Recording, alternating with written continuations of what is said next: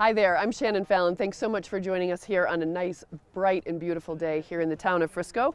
I'm out at the Nordic Center. Joyce Allgaier is going to be joining me to talk about some new regulations within the town.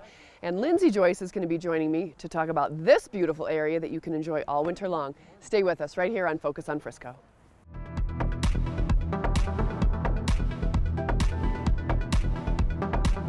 Welcome back to Focus on Frisco. We're so glad you guys decided to join us. Joyce, you can thank us later that you are out of your office and in this gorgeous day. Are you kidding me? Thank you right now. It's really I'll nice to get out on this beautiful spot. It is beautiful, and it's obvious, and you'll see a lot of people in and around that a lot of other people are taking advantage of this gorgeous day here in Frisco. It's stunning. Yes. And beautiful. And perfect. A great way to start this holiday season. So we're not talking about holidays with you. We're getting down to business. Joyce Allgaier, by the way, of course you recognize the face. We're going to talk a little bit about an ordinance that was passed in October about noise ordinances. Correct.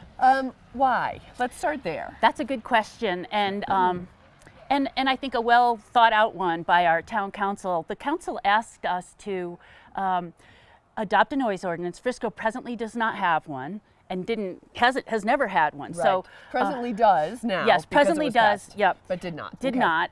And really, if there were any noise issues, they would have to come under sort of disturbance of the peace. And actually, some people in our, especially in our downtown community and in some other places, needed noise sort of mitigation or some enforcement, and we had nothing to enforce too. So one of the biggest reasons was there were no levels of noise that were either acceptable or unacceptable. So people asked us for that. Right. And as everyone knows, Frisco has been growing a great deal. Well, that's kind of where I was going to go with that is, do you, and I'll, sorry to interrupt, but that's okay. Have you seen the requests for this type of stuff increase in the past couple of years as we start, I mean, you know, I'll be honest, I called one time when my baby was tiny and there was a band that was horrible that lived across the street and you could hear it like it was right next door. And I did call and they were like, yeah, there's nothing that we can do. This is not, you know. So have you seen it increase as the town has grown? I mean, is it exponential or is it just like, okay, we're getting to be big enough and busy enough that this needs to happen? Has it been more than that? There has been more. And I cited to the town council that we've had 40 noise complaints in the last year. And so, you know, it gets a little frustrating to people when they complain about noise and people say, well, we really can't do anything. Right. Could you try to document it? Or, you know, maybe I'll go have a talk with your neighbor, or how about you have a talk? Yeah. But getting back to Frisco's growth, you know, the town council and Planning Commission have been reviewing lots of development proposals, and we see them coming. Main Street, Galena, really in a lot of locations. And some of that leads to just more activity on the street. Some of them, and I think rooftop decks are becoming popular. They work so well in Frisco because the views are gorgeous, right? But with that comes more noise at night, or people sitting out at bars, more decks associated with commercial buildings. We've got the new music hall, and so we are a very active and dynamic downtown. So that said, the council was feeling maybe we need to get a handle on this a little bit. On the flip side, though, I want to say is that the council wanted to be practical, realistic. They also realized that one of the beauties of our downtown is that it is so vital and there's so much activity. We have events and we have lots of people who just love being there. So we don't want to squelch that. So you've There's got a balance. that fine line. Yeah. Well, that's good, and it seems like it was proactive. I mean, you know, when you say 40 calls in a year, in the grand scheme of things, you go, okay, that's not many, but for us in this type of community, that is kind of a lot. So it seems like you and the council were being proactive about this. Okay, we're starting to see the increase in calls. Let's start to make some changes and some rules as to what it can be. Exactly. Okay, so that all kind of happened throughout and up to October where it was passed. What was the process to make it happen? Did you talk to people on the street? Did you have you know, meetings? I know people come to town council. So tell us what the process was to make these decisions. Okay. So of course we do our background research, literature study, look at what other communities are doing, and actually Noise ordinances are pretty common in Yeah. communities, especially our kind of community where there's lots of activity and great thriving downtowns. So we looked at a number of comparable communities. Yes, we did talk to a lot of people, and that was actually really fun. And I convened a group of downtown merchants to help. You know, do you perceive a problem? What is the problem? What would help? When does it happen? You know, what's your perception about how we should address it? So it was really nice to work with a number of downtown merchants in a group. But then I had the opportunity to, I was actually doing a parking study downtown. So I was walking downtown a great deal. And it gave me the opportunity to talk to more merchants. Oh, that's you know, like at Jalisco's and the Cornflower and, you know, Foot's Rest and so I talked to a lot of people, but then, and I also took a noise meter and I walked around downtown to get an understanding. That was interesting. It was. Wasn't it? It was. And I took some noise measurements at the community concerts, the Thursday night concerts. As a matter of fact, the night I did it, your husband was the MC, and I bet his voice registered really high. It was pretty He's a loud good. talker. But one thing we don't realize is that, like the way we're talking now, if we were talking this way and there was, let's say, another group standing right here talking, or if we were sitting at an outdoor cafe, our voices would register very loud and would probably not be acceptable to our neighboring table. Yeah. So it's, you know, like it's kind of louder than you think that starts to disturb people. Right. And I think I can understand that. And you know, I have no idea about the science background on this, but with the experience of being kind of in a canyon that we are, I tend to hear things reverberate a little bit more, and you wonder, okay, if we were in somewhere that's super open and flat, would it be this loud?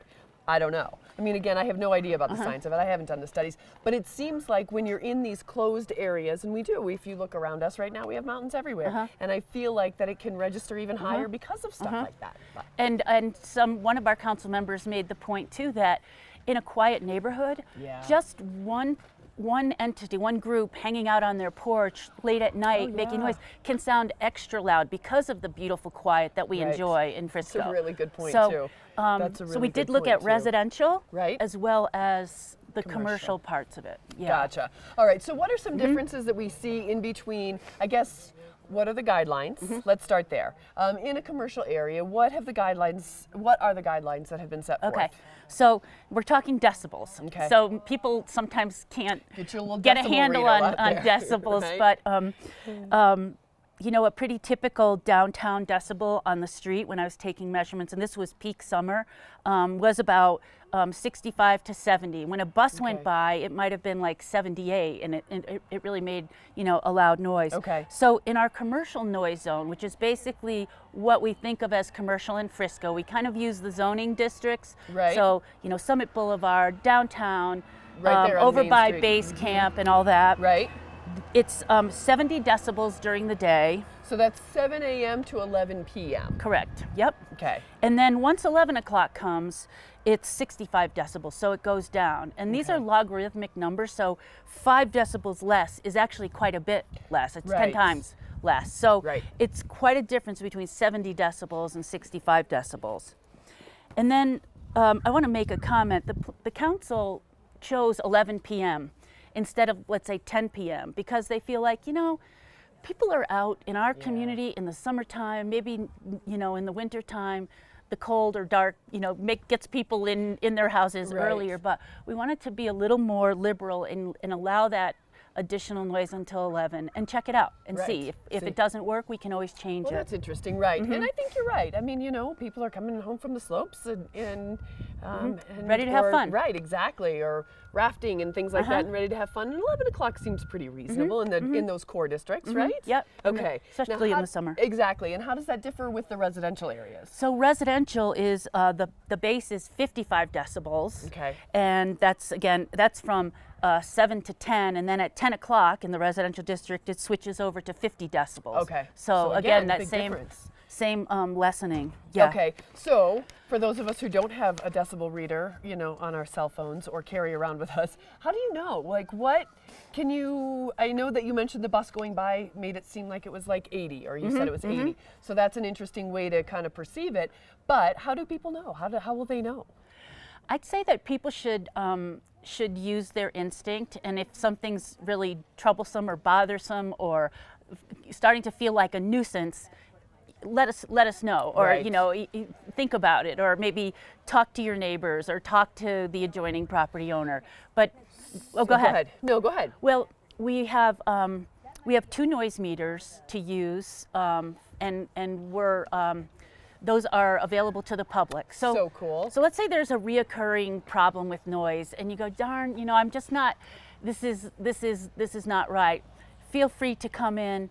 We'll let you borrow a noise meter, tell you how to use it, where to take the measurement, and allow you to document that. So you can cool. judge it against the criteria and see for yourself, is it really a problem? Right. Maybe it's just your perception. It could be. Yeah. And then makes if there sense. is a problem, we have our community service officers who will be helping with enforcement. We Okay. try to take the let's work this out approach first. Right, and, right. So that kind of begs the question with the short-term rental program that we have in town. What happens if the owner of the property doesn't live on site, and so it's super loud next door, and you've got your decibel reader, or you don't, and it's really loud. You're knocking on the door, but it's so loud that they can't hear you. What's the nightmare situation? I know, but going into that situation, and I'm sure it happens.